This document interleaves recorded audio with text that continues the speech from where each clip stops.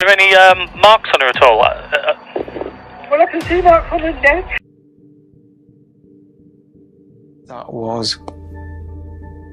Okay, take the duct tape off her then.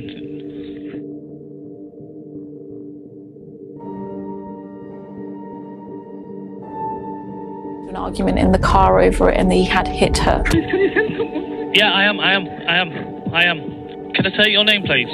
She's not doing this, or she's not pulling a weight, or. What if that happened to me?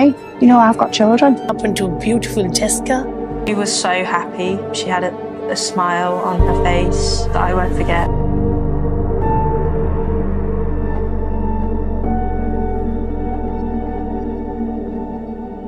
Why would somebody break in and do this? Why? And just hugged him and told him that no matter what, we were there to support.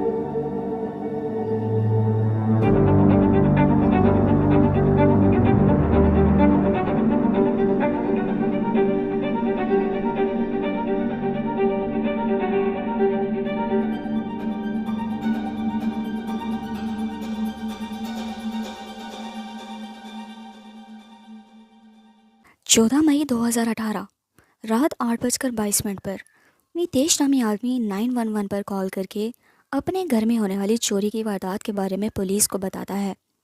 वो police को inform करता है कि उसकी गैर मौजूदगी में उसकी 34 साल बीवी जेसिका पटेल को चोरों ने बुरी तरीके से मारा पीटा, उसको टेप की मदद से बांध दिया, जिसकी वजह से उसके नाक से खून बह रहा है और उसकी गर्दन पर चोटों के निशान भी हैं। वो बिल्कुल बेहोश हरकत पड़ी है और शायद उसकी डेथ हो चुकी है। पुलिस और एम्बुलेंस फ़ौरन मौके पर पहुंच जाती है, लेकिन तब तक बहुत देर हो चुकी थी और जेसिका मौत के मुंह में जा चुकी थी। पुलिस अपनी इन्वेस्टिगेशन शुरू करती है और इस दौरान पुलिस के सामने जो जो खुलासे होते हैं वो पूरी कम्युनिटी और जेसिका से जुड़े हर एक शख्स को हिला के रख देते हैं। जेसिका 19 सितंबर 1986 को लीड्स इंग्लैंड में पैदा हुई थी। वो एक जॉइंट फैमिली में रहती थी और 6 बहन भाइयों में सबसे बड़ी थी। जेसिका बचपन ही से ब्रिलियंट और बड़ी बहन होने के नाते से इंतहाई समझदार लड़की थी। वो शुरू ही से बहुत हंसमुख और जिंदा दिल थी। उसे बॉलीवुड मूवीज़ देखने का क्रेज़ था। वो बॉलीवुड मूवीज़ की तरह एक सपनों भरी दुनिया में रहती और अपने जीवन साथी को वो किसी बॉलीवुड मूवीज़ के हीरो के रूप में चाहती थी। इंग्लैंड में रहने के बावजूद जेसिका की फैमिली इंडियन ट्रेडिशंस को बहुत फॉलो करती थी। इन्हीं ट्रेडिशंस की वजह से जेसिका बहुत ओबीडियंट और संस्कारी थी। साल 2022 में जेसिका फार्मेसी पढ़ने के लिए डी मोंटफोर्ट यूनिवर्सिटी में एडमिशन लेती है, जहां उसकी मुलाकात मितेश, जो कि फार्मेसी पढ़ने के लिए ही आया था, से होती है। मितेश भी एक इंडियन था और विदेश में रहते हुए अपने देश के किसी स्टूडेंट के मिल जाने पर जेसिका काफ़ी खुश थी। जेसिका की जल्द ही मितेश से गहरी दोस्ती हो गई थी। इन दोनों की आपसी अच्छी अंडरस्टैंडिंग थी, जिसकी वजह से ये दोस्ती धीरे धीरे रिलेशनशिप में बदलती गई। जेसिका अपने इस रिलेशनशिप के बारे में अपनी बहन को भी बताती है और घर वालों से भी उसने मितेश को मिलवा दिया था। अब मितेश यूनिवर्सिटी से निकल बहाने बहाने से जेसिका के घर आता जाता था। जेसिका की मदर एक कैंसर पेशेंट थी, जिसकी वजह से वो काफ़ी बीमार रहती थी। उन्हें अक्सर हॉस्पिटल आना जाना पड़ता था और बड़ी बहन होने की हैसियत से जेसिका उनकी गैर मौजूदगी में अपने छोटे बहन भाइयों का ख्याल भी रखती थी, जिसमें मितेश उसकी पूरी मदद करता। वो जेसिका को हॉस्पिटल में लेकर जाता और जब जेसिका हॉस्पिटल होती तो उसकी बहन भाइयों का घर में अच्छे से ख्याल भी रखता था, जिसकी वजह से पूरी फैमिली मितेश को बहुत एडमायर करती थी। क्योंकि मितेश इंडियन था तो उसकी फैमिली अपने ट्रेडिशंस के मुताबिक जल्द शादी करने का दबाव डाल रही थी। सिंस मितेश की बॉन्डिंग जेसिका के घर वालों से बहुत अच्छी थी और उसका रिलेशनशिप जेसिका के साथ काफ़ी डेवलप हो चुका था, इसलिए उसने डायरेक्ट जेसिका के फादर से उसका हाथ मांग लिया था। जेसिका की पढ़ाई अभी चल रही थी, लेकिन क्योंकि मितेश उसे बॉलीवुड मूवीज़ के हीरोज़ जैसा लगता था और एक आइडियल इंसान लगता था, इसलिए उसने भी शादी के लिए हाँ करती थी। और यूं साल 2009 में दोनों की शादी पूरे रीति रिवाजों के साथ और धूमधाम से हो गई थी। शादी के शुरू के दिनों में तो सब कुछ ठीक रहता है, लेकिन शादी के 1 साल के बाद ही चीज़ें बदलना शुरू हो गई थी। और जेसिका को सपनों और हकीकत वाली लाइफ में फ़र्क समझ आना शुरू हो गया था। मितेश शुरू ही से जेसिका के साथ एक टॉक्सिक रिलेशन में रहा था। वो जेसिका के साथ एक दिखावे के रिलेशनशिप में था। लोगों को दिखाने के लिए वो जेसिका को साथ रखता था। घर में वो जेसिका के साथ मारपीट करता, उसको अब्यूज़ करता और नौबत यहाँ तक पहुँच गई थी कि वो जेसिका को अब उसकी फैमिली से भी मिलने नहीं देता था। जेसिका ने इस मारपीट का जिक्र अपनी बहन से भी किया था, जिसके बाद मितेश ने जेसिका पर उसके घर जाने वाले दरवाजे बंद कर दिए थे और वो उसे लेकर 100 किलोमीटर दूर मिडलपोर्ट के लिंथ्रॉप टाउन में शिफ्ट हो गया था और घर के साथ ही उन्होंने अपनी फार्मेसी भी खोल ली थी। जेसिका अपने रिश्ते को बचाने के लिए एक और मौका देना चाहती थी, इसलिए उसने ये सारी पाबंदियां कबूल कर एक नए सिरे से ज़िंदगी जीने का आगाज़ किया था। सिंस मितेश एक मिडिल क्लास इंडियन फैमिली से था, इसलिए उसके घर वाले अब उस पर बच्चा पैदा करने के लिए भी प्रेशर डाल रहे थे। लेकिन शादी के 6 साल गुजरने के बाद भी जेसिका कंसीव नहीं कर पाई थी और अब उसने इस मकसद के लिए IVF का सहारा लिया था। 4 साल की मुसलसल कोशिश के बाद उसका IVF प्रोसेस अब फाइनली कामयाब होने वाला था और उसका माँ बनने का सपना पूरा होने जा रहा था। लेकिन बदकिस्मती से उसका ये सपना कभी पूरा हो ही नहीं पाना था। मितेश, जिसने जेसिका के साथ पसंद की शादी की थी, वो शादी के फ़ौरन बाद ही इस कदर बदल आखिर क्यों गया था? मितेश एक LGBT कम्युनिटी से बिलोंग करता था, यानी वो एक गाय था। इंडियन कम्युनिटीज़ में एक इंसान का LGBT से होना ही अपने आप में बहुत बड़ा बाप कंसिडर किया जाता है और ऐसे शख्स की सोसाइटी में कोई भी रिस्पेक्ट नहीं करता। सिंस मितेश की फैमिली सारे मामले से बेखबर अपने बेटे पर शादी के लिए दबाव डाल रही थी और मितेश, जो कि एक गाय था, वो 2 चेहरों के साथ ज़िंदगी जी रहा था। वो अपने मोबाइल फ़ोन में कुछ ऐसी ऐप्स रखता था जिनके ज़रिए से वो अपनी जैसी कम्युनिटी के लोगों से रब्ता रखता। वो 2009 के बाद और इससे पहले भी बहुत से लड़कों से मिला और उनसे बातचीत करता रहा, लेकिन फिर इसकी लाइफ में अमित पटेल नामी शख्स की एंट्री होती है।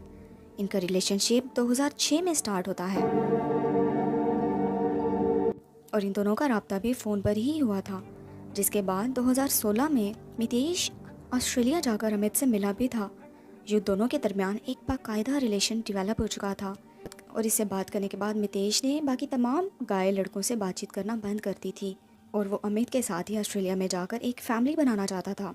And hence they both were guys, तो इनकी फैमिली जेसिका की मदद के ज़रिए से ही मुकम्मल हो सकती थी, यानी वो जेसिका से सिर्फ एक बच्चा चाहता था और इसी के लिए मितेश ने जेसिका से शादी भी की थी ताकि वो दुनिया के सामने एक नॉर्मल इंसान भी दिखे। लेकिन डीप डाउन वो 2 ज़िंदगियाँ 2 चेहरों के साथ जी रहा था। जेसिका के साथ मितेश का रिलेशनशिप शुरू से ही टॉक्सिक था और अब जबकि वो अमित से रिलेशन बना चुका था, तो वो जल्द से जल्द जेसिका से पीछा छुड़वाने के बाद ऑस्ट्रेलिया जाकर अमित से अपनी फैमिली शुरू करना चाहता था। 14 मई 2018 ये वो दिन था जब मितेश जेसिका को रास्ते से हटाने की पूरी प्लानिंग कर चुका था। वो इस दिन रूटीन से हटकर 3 बजे ही फार्मेसी से घर चला आया था, जबकि नॉर्मल रूटीन में वो शाम के बाद ही घर आता था। जब फार्मेसी से काम पूरा करने के बाद जेसिका घर में दाखिल हुई, मितेश फ़ौरन इसको दबोचकर इसका गला दबा देता है। जेसिका का गला इतनी ज़ोर से दबाया गया था कि इसकी वोकल बोन्स तक टूट गई थी। 20 मिनट तक जेसिका अपनी जान बचाने की कोशिश करती रही थी, लेकिन मितेश पहले ही उसको 4 इंजेक्शंस लगा चुका था, जिससे उसकी बॉडी मोबिलाइज हो गई थी और वो अपनी जान को बचाने के लिए ज़्यादा कोशिश नहीं कर पाई। पूरी तरह से तसल्ली कर लेने के बाद कि जेसिका दम तोड़ चुकी, मितेश इसके हाथ पांव एक टेप की मदद से बांधकर इसे फर्श पर लिटाता है और इसके बाद पूरे घर के सामान को निकालकर यहाँ वहाँ फैलाना शुरू कर देता है ताकि वो ऐसा जाहिर कर सके कि उसके घर में चोरी हुई थी। ये सब करने के बाद वो तकरीबन 7 बजे के करीब घर से निकलता है और एक पिज़्ज़ा शॉप पर जाता है। वहाँ से पिज़्ज़ा ख़रीदने के बाद वो जानबूझकर जेसिका को मैसेज करता है ताकि बाद में हुई इन्वेस्टिगेशन में वो ख़ुद को इनोसेंट जाहिर कर सके।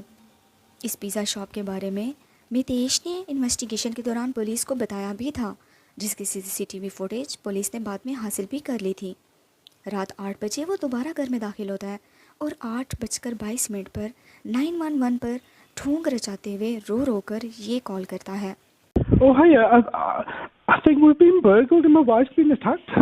Well, I've just come home. I was just out. I went to get something to eat and see the lads at work and get my laptop. And I've just come home and the house is ransacked. And she's just on the floor. She's got duct tape all over her and she's like... police को मितेश पर शक CCTV cameras की reel के खाइबों ने और मितेश के mobile में मौजूद एक हेल्थ ऐप को इन्वेस्टिगेट करने पर हुआ था। इसके मोबाइल में मौजूद हेल्थ ऐप इंसिडेंट के समय उसकी तेज़ हार्ट बीट दिखा रही थी, जबकि सीसीटीवी कैमरास मौजूद होने के बावजूद मितेश ने पुलिस को इन्फॉर्म नहीं किया था। इसने कैमरास की रील निकाल कर अपने ऊपर के कमरे में छुपा दी थी, जो बाद में पुलिस ने रिकवर भी कर ली थी। इस रील को देखने के बाद पुलिस प्राइम सस्पेक्ट यानी मितेश को अरेस्ट कर लेती है।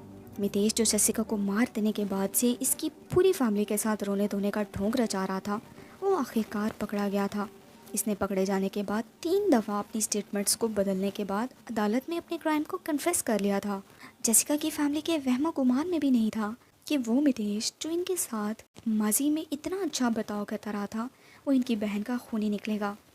नवंबर 2018 में हुए ट्रायल में मितेश ने अपना जुर्म स्वीकार करने के साथ साथ इस बात का भी एतराफ़ किया था कि इसकी नज़र इंश्योरेंस के 2 मिलियन पाउंड्स पर थी, जो जसिका को मार देने के बाद इसको मिल जाने थे। ट्रायल के बाद इंग्लैंड पुलिस ने मितेश को 30 साल की कैद सुनाई थी। ये केस हमें बताता है कि किस तरह से दौलत और अपनी जिनसी लज्जत की खातिर लोग अपने रिश्तों को भूल जाते हैं। मिलते हैं किसी और वीडियो में, तब तक अपना बहुत सारा ख्याल रखिएगा।